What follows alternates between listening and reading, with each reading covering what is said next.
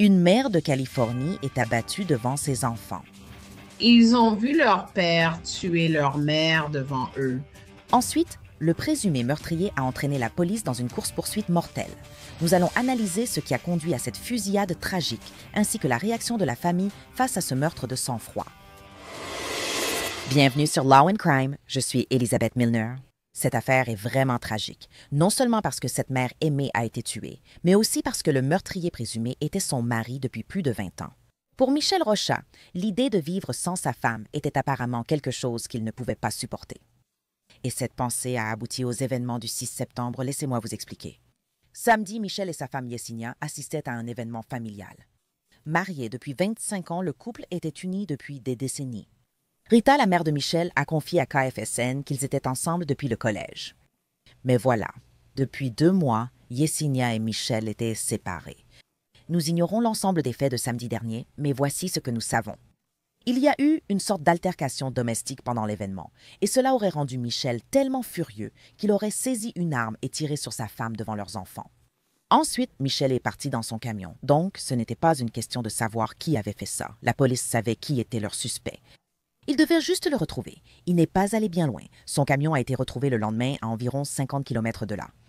Les adjoints sont intervenus avec un mandat d'arrêt déjà émis contre lui, mais selon le bureau des Tuileries, Michael n'avait aucune intention de se rendre ou de se faire arrêter. Selon le bureau du shérif des Tuileries, Michael est sorti de son camion et a ouvert le feu à plusieurs reprises sur les adjoints. Il s'est arrêté sur une longue portion de route près de Wood Lake, Californie.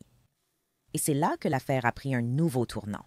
Selon le bureau des Tuileries, Michael est sorti de son camion et a commencé à tirer plusieurs coups sur les adjoints du shérif. Les adjoints ont tiré, l'ont touché et Michael est mort sur place. Cette affaire a laissé de nombreuses questions sans réponse, notamment pourquoi. Voici ce que nous avons appris d'autre. La mère de Michael, Rita, a confié à KFSN que son fils ne supportait pas la demande de divorce de Yesenia. Elle a dit « Mon fils était tout pour moi, leur mère était tout pour eux, maintenant 2 familles sont détruites. » Il ne voulait pas vivre sans sa bien-aimée, il ne voulait pas vivre sans son âme sœur, l'amour de sa vie, et il ne voulait pas qu'elle vive sans lui. Il a donc opté pour la facilité. Jacob Rochat, leur fils, a confié aux mêmes médias que sa mère lui manque énormément. Il a confié aux journalistes « J'aimerais tant la revoir, la serrer dans mes bras, lui dire que je l'aime, la prendre dans mes bras encore une fois. » Mais cet homme nous a tout pris. Je ne connaîtrai jamais la joie d'être grand-mère pour mes enfants et ceux de ma sœur. Il nous a retiré cela. J'aurais voulu qu'il existe une aide. Sa sœur Kayla a dit, elle était la lumière de notre monde. Elle a toujours été là pour mon frère et moi, brillante. Était tout pour nous? C'est une affaire tragique. Je suis maintenant rejointe par l'instructeur des forces de l'ordre, Sonny Slaughter. Sonny, merci de m'avoir rejointe aujourd'hui. Quelle est votre réaction face à cette affaire, notamment après la fusillade devant les enfants adultes du couple? Merci beaucoup, Elisabeth, de m'avoir invitée. Je suis sans voix parce que cette affaire est vraiment, vraiment douloureuse. Et surtout quand j'ai lu qu'il l'a fait devant les enfants. Et vous savez, certaines personnes disent, eh bien, vous savez, ce sont des adultes. Laissez-moi vous dire, cela les marquera pour le reste de leur vie. Ils ont vu leur père tuer leur mère devant eux. Les enfants ont déjà commencé à s'exprimer. Elle était le pilier, le ciment de la famille. Ils comptaient vraiment sur elle. Elle était toujours là pour les réconforter. Ils auront un trouble de stress post-traumatique. Ils auront des traumatismes à vie, des relations instables, la stigmatisation qui va avec tout ça. Mon cœur se brise parce qu'ils ont perdu toute leur famille proche, pas les grands-parents, juste ce noyau-là. Même si leur père n'était peut-être pas une bonne personne, ils ont tout perdu. Et ça, c'est impensable. Et c'est horrible aussi, car pour reprendre ton point, Sonny, qu'ils aient été enfants ou adultes, cela reste une famille. Et surtout, voir ton père, soi-disant, tirer sur ta mère juste devant toi. Je n'arrive même pas à imaginer ce qu'ils traversent ou ce qu'ils endurent en ce moment. Et Sonny, tu sais, à mesure qu'on apprend plus de détails sur cette affaire, est-ce qu'une partie de toi pense que c'était prémédité? Ou penses-tu que c'était vraiment juste une réaction terrible, terrible sur le coup de l'instant? Cela semble prémédité seulement parce que, d'après les informations disponibles au public, elle avait demandé le divorce il y a environ 2 mois. Donc, ils étaient séparés, ce qui veut dire éloignés l'un de l'autre, pas forcément vivant dans la même maison, mais ils continuaient à communiquer. Les enfants ont un peu plus de 20 ans, vraiment tout juste. Donc, il y avait une relation entre eux. Et lui, je n'arrive pas à savoir s'ils étaient tous ensemble à ce moment-là ou s'ils savaient où ils allaient être, mais il avait un plan. Il avait clairement un plan parce qu'il avait apporté l'arme avec lui, avec l'intention de s'en servir, car il l'a fait de manière si insouciante et rapide devant les enfants. Et quand je dis rapidement, je ne veux pas dire qu'il est parti et qu'il l'a fait parce que je ne connais pas ces détails. Mais ce que je veux dire, c'est qu'il avait la conscience et la présence d'esprit de sortir une arme contre quelqu'un qu'il aimait depuis 25 ans, de lui tirer dessus devant ses enfants sans hésitation, sans tenter de leur faire du mal, puis de commencer à s'enfuir. Donc, je pense que c'était une pensée préméditée. Même si c'était sur un coup de tête, il y avait déjà réfléchi. Il avait déjà eu à un moment donné l'idée qu'il n'allait pas la laisser partir. Et c'est intéressant aussi, Sonny, parce que, encore une fois, alors qu'on apprend plus de détails à travers les rapports locaux ou par la famille, je commence à m'exprimer sur cette affaire. D'après ce que nous savons jusqu'à présent, il ne semble pas que ce soit une relation marquée par la violence domestique, si cela a du sens. Il ne semble pas qu'il y ait eu des petits indices, comme si le père aurait frappé la mère ou quoi que ce soit de ce genre, d'après ce que nous apprenons jusqu'à présent. Mais il semble que la situation est dégénérée, passant de ce qui devait être une procédure de divorce à une fusillade. Ce n'est pas impossible, on le voit souvent ici à Law and Crime, non? Mais je suis curieuse de savoir ce que vous en pensez. Pensez-vous qu'il y a peut-être eu de la violence domestique tout au long de la relation? Ou est-ce que le simple fait d'envisager un divorce imminent a vraiment suffi à vraiment captiver Michael au point qu'il ne pouvait tout simplement pas supporter l'idée d'être à nouveau célibataire? Donc, lorsque je cherchais des détails supplémentaires sur l'affaire, l'un des fils de discussion que j'ai lus disait qu'il semblait être contrôlant. Il y avait des choses que les gens savaient qu'elle aurait pu vouloir faire, mais elle ne les faisait pas parce qu'il contrôlait en quelque sorte une partie de ce récit. Donc, il ne s'agissait peut-être pas de violence physique, c'était peut-être plus psychologique, peut-être de l'isolement et pas forcément, vous savez, quand les gens pensent à la violence domestique, ils imaginent que c'est une situation de violence continue et ce n'est vraiment pas ça. La violence domestique comporte des vagues de haut et de bas, des moments de calme et des comportements erratiques. Et je pense que c'est peut-être en partie ce qui se passait. C'est pourquoi les gens n'étaient pas, ils étaient peut-être inquiets, mais pas excessivement alarmés. Et elle, d'après ce que j'ai lu, voulait être libre. Elle, ils étaient ensemble depuis le collège, je crois. Le collège, oui, oui. 25 ans. Et tu sais, puis ils ont eu leurs enfants. Et elle voulait peut-être plus de liberté parce que sur toutes les photos que j'ai vues, il n'avait pas l'air en colère. Mais cela peut aussi induire les gens en erreur parce que, comme je l'ai dit, tu sais, tu vois des gens sourire et tu penses que tout va bien, mais un sourire n'est pas une indication de bonheur. Euh, Un sourire est un sourire. Et ce n'est pas une indication de liberté et de paix. Nous devons vraiment y réfléchir. Quel était son niveau de santé mentale? Comme vous l'avez dit, vous savez, je pense que sa mère, sa propre mère, a peut-être dit qu'il ne pouvait pas vivre sans elle. C'est très dangereux quand les gens pensent même à cette idée, sans parler du fait que quelqu'un d'autre de l'extérieur puisse la transmettre. Penser que l'on ne peut pas vivre sans quelqu'un, c'est dangereux parce qu'on se dit, oh, c'est tellement romantique.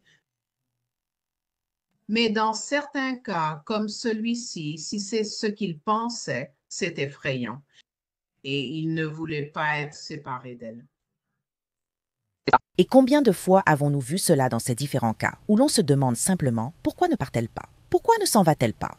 Et ensuite, on voit des résultats comme celui-ci. Et Sonny, dis-moi, penses-tu comme le bureau du shérif que Michael avait de mauvaises intentions dès le début, qu'il ne comptait jamais se rendre, même avec un mandat d'arrêt et les adjoints qui s'approchaient? Penses-tu aussi qu'il est possible qu'il n'ait jamais eu l'intention de se rendre aux forces de l'ordre, que ce résultat était inévitable dès le départ?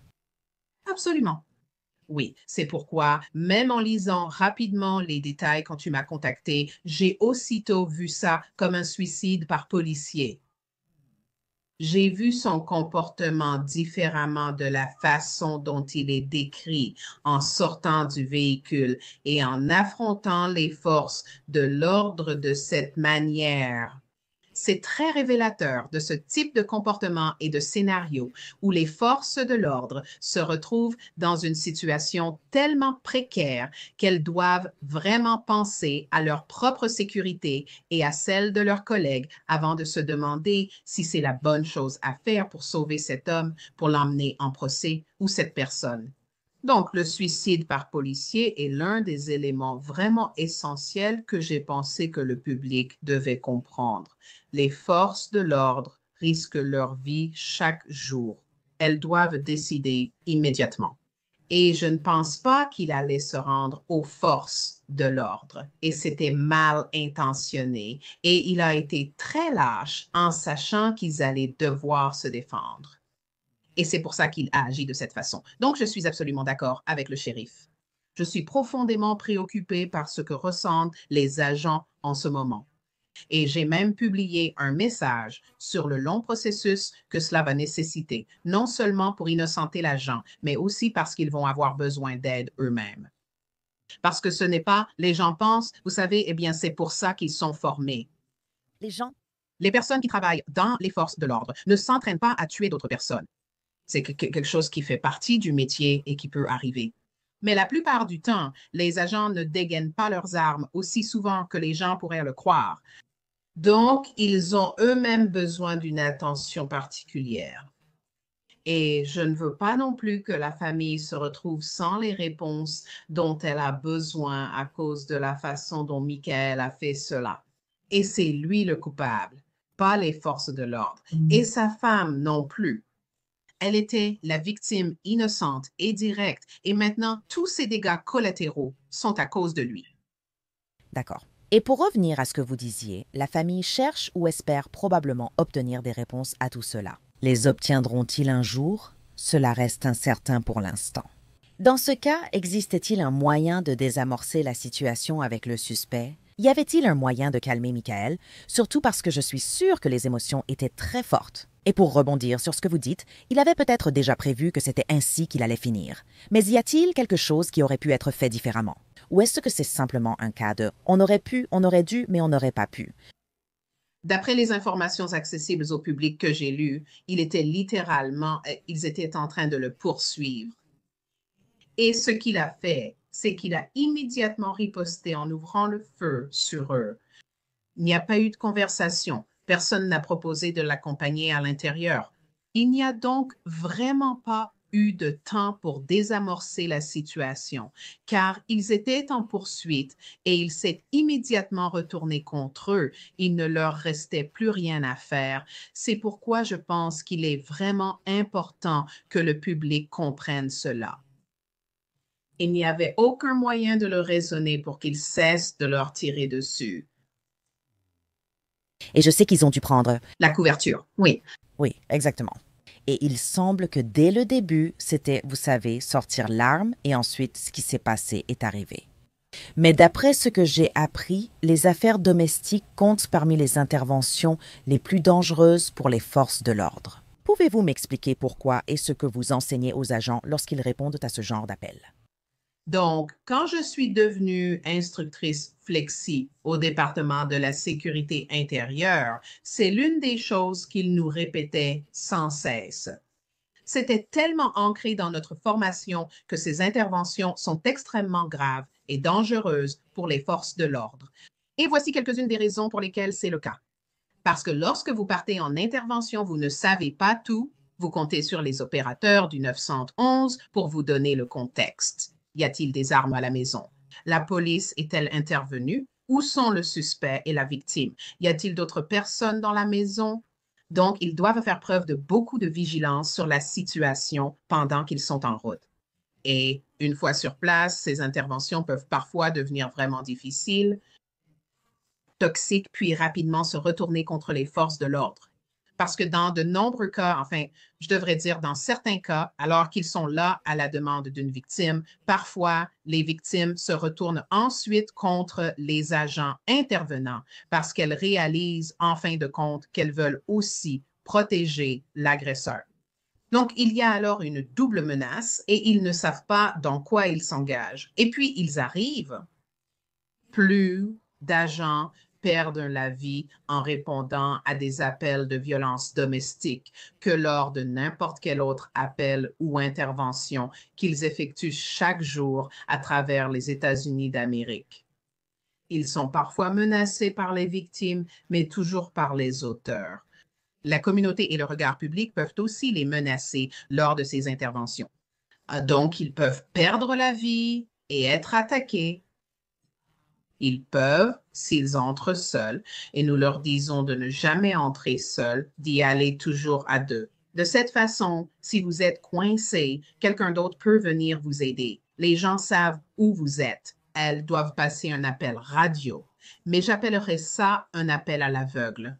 Et quand vous êtes aveuglé dans la poursuite de vouloir sauver quelqu'un d'autre et que vous ne connaissez pas toutes les menaces qui vous entourent, alors vous vous mettez vraiment en danger. Donc, nous voyons tellement d'agentes. Je pense qu'il y en a eu une avec plus de 500 ou 1000 agentes tuées ou blessées à cause de la violence domestique ou lors d'interventions en une seule année. Des cas critiques, des moments critiques. Et je ne pense pas que le public réalise à quel point les forces de l'ordre risquent leur vie lorsqu'elles font ce qui est juste. Oui, cela montre aussi que beaucoup pensent que les violences domestiques sont juste des disputes de couple. Mais en réalité, elles peuvent être extrêmement dangereuses. Parce que je veux dire, combien d'histoires avons-nous couvertes ici où ça commence par une altercation domestique et ça finit par un meurtre? Mais Sonny, ma dernière question pour toi est la suivante. Avec le suspect décédé et la mère également disparue, à quoi ressemble la justice pour la famille Roca? Est-ce que tu vois une forme de justice pour eux, surtout maintenant que Michael est mort? Je pense que c'est vraiment une excellente question. Et Elisabeth, tu poses toujours d'excellentes questions et tu termines avec des questions qui font vraiment réfléchir les gens. Je dirais que la justice devient compliquée, c'est le mot que j'utiliserais, parce que le récit autour de la responsabilité devient limité, car on veut tenir Michael responsable de ses actes envers la victime. Je crois que c'est Yasena Senia. C'est comme ça que tu Prononce son nom. Je suis désolée si je le prononce mal. Et pour ce qu'il a fait aux enfants. Mais ensuite, son suicide par la police devient un moyen d'éviter toute conséquence dans le système judiciaire pénal. Donc, je pense que la justice est insuffisante quand on pense à passer par des systèmes que nous connaissons et qui peuvent tenir les auteurs responsables parce qu'il était un lâche. Donc, je pense que la famille est maintenant livrée à elle-même. Et donc, la famille et les amis aussi doivent essayer de comprendre qu'est-ce que j'ai raté? Qu'est-ce que j'aurais pu faire différemment? Et puis, dans cette optique, je pense que ce n'est pas la justice. C'est essayer de justifier ce qui a pu être manqué sans que la justice ait vraiment appliqué ce qu'elle aurait pu faire en termes de peine de prison ou de condamnation pour Michael. Donc, cela devient vraiment une peine pour la famille, les forces de l'ordre et toute la communauté. Oui, il semble que la famille ait été condamnée à une peine à perpétuité, alors que, vous savez, le véritable meurtrier dans cette affaire ne l'a pas été. Oui, Sonny Slaughter, de très belles paroles. Merci beaucoup pour votre temps. Merci beaucoup de m'avoir rejointe et j'apprécie vraiment votre point de vue sur cette affaire. Merci beaucoup de m'avoir invité. Passez une excellente journée. La police de Visalia enquête sur la fusillade de Michael Rocha et celle de Ridley sur le meurtre de Yesenia. Merci de nous rejoindre sur Law & Crime. Je suis Elisabeth Milner.